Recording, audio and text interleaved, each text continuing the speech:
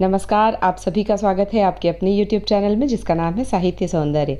साहित्य सौंदर्य में आज हम काव्य सौंदर्य तथा काव्य की सप्रसंग व्याख्या क्या होती है यह पढ़ने जा रहे हैं। अक्सर देखा जाता है कि विद्यार्थी काव्य सौंदर्य का प्रश्न पूछा जाए तो उसकी व्याख्या लिख देते हैं और जब व्याख्या का प्रश्न पूछा जाए तो काव्य सौंदर्य लिख देते हैं। तो इसलिए मैंने सोचा कि इन दो प्रश्नों को एक साथ लेकर दोनों में तुलना की जाए और दोनों किस प्रकार एक दूसरे से भिन्न हैं यह यहाँ पर समझा जाएगा। काव्य सौंदर्य क्या है यह समझने के लिए हमें सोचना होगा कि कोई कविता हमें क्यों अच्छी लगती है, कोई गीत क्यों हमें सालों साल याद रह जाता है। तो इसका उत्तर होगा उसके बोल, उसकी लय, उसके भाव दिल को छू जाने वाले होते हैं। तभी कोई भी गीत, फिल्मी गीत हमें हमेशा के लिए याद हो जाता है। इसी को कहते हैं काव्य सौंदर्य। काव्य की सुंदरता। काव्य सौंदर्य को मुख्य रूप से दो भागों में रखा जाता है, कला पक्ष और भाव पक्ष। कला पक्ष को ही शिल्प सौंदर्य भी कहते हैं और भाव पक्ष को भाव सौंदर्य। कला पक्ष के अंतर्गत हम लिखेंगे कि कविता में कौन से अलंकार है, काव्य की भाषा कैसी है, कौन सी शब्दावली का उसमें प्रयोग हुआ है, काव्य में कौन सा रस है इत्यादि की जानकारी हम कला पक्ष के अंतर्गत देंगे।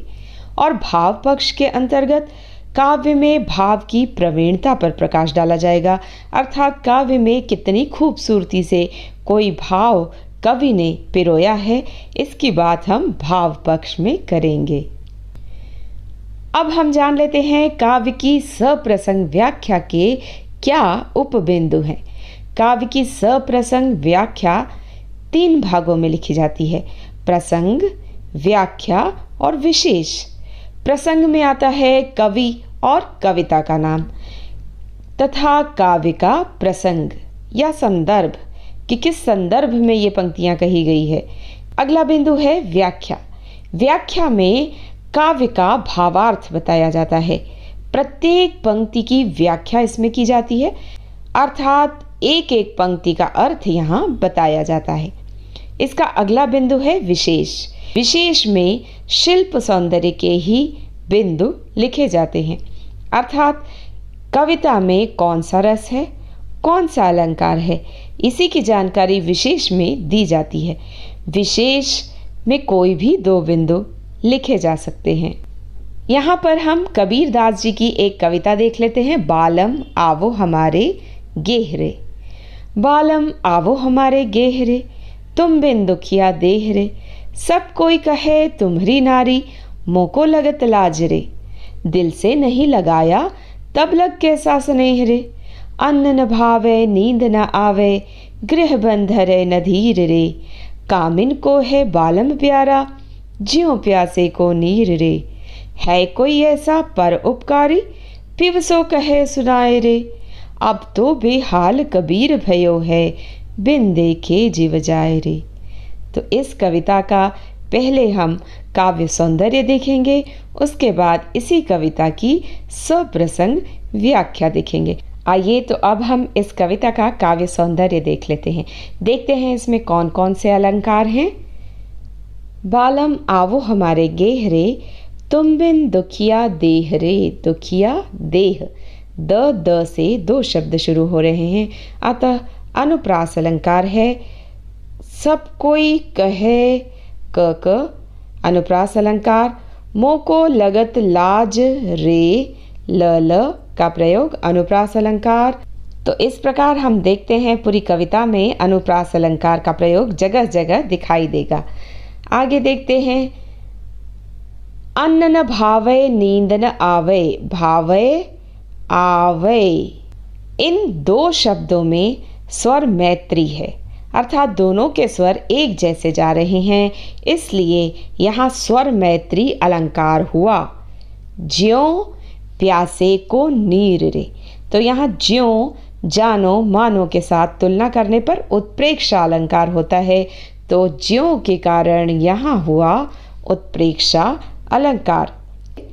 है कोई ऐसा पर उपकारी, पिवसो कहे सुनाए रे। तो यहाँ पिया अर्थात ईश्वर तो रूपक अलंकार का भी प्रयोग है।